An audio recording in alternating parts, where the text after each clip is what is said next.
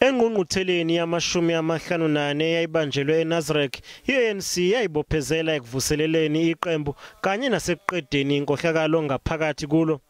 Kepha kulamasonto adlule abaholi be-ANC bayithole besematheni ikakhulukazi ngenxa yezinsolo zenkohlakalo.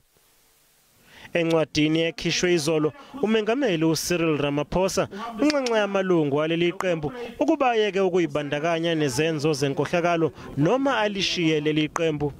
Uvumile ukuthi iqembu elibusayo liyimbangela enkulu yenkinga yenkohlakalo ekhona kuleli. Kepha amaqembu ezombusazwe athi uRamaphosa akube uyena ohamba kuqala.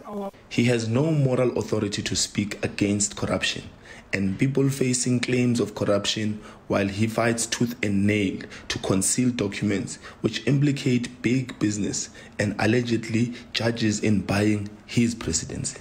The letter is nothing more than a word salad when the president has demonstrated most recently that corrupt cadres continue to be rewarded within his party and not removed from their positions and punished in accordance with the law of the country.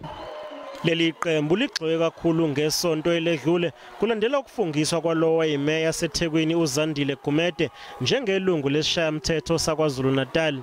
It was a bit of an own goal, and we don't have to be very creative in analyzing this because we can see from the public response that the public was not very happy. The public found it to be an affront.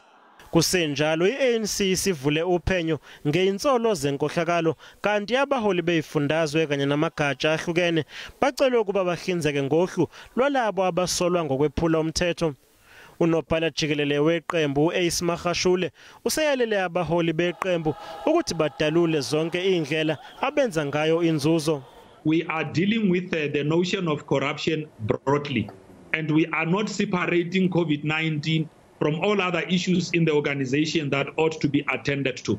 Zonke lezihloko kulindeleke ukuthi kubhungwe ngazo emhlanganweni wesigungu esiphezulu seqembu ozobanjwa ngohlelo lezokuxhumana ngevideo kuleli sonto.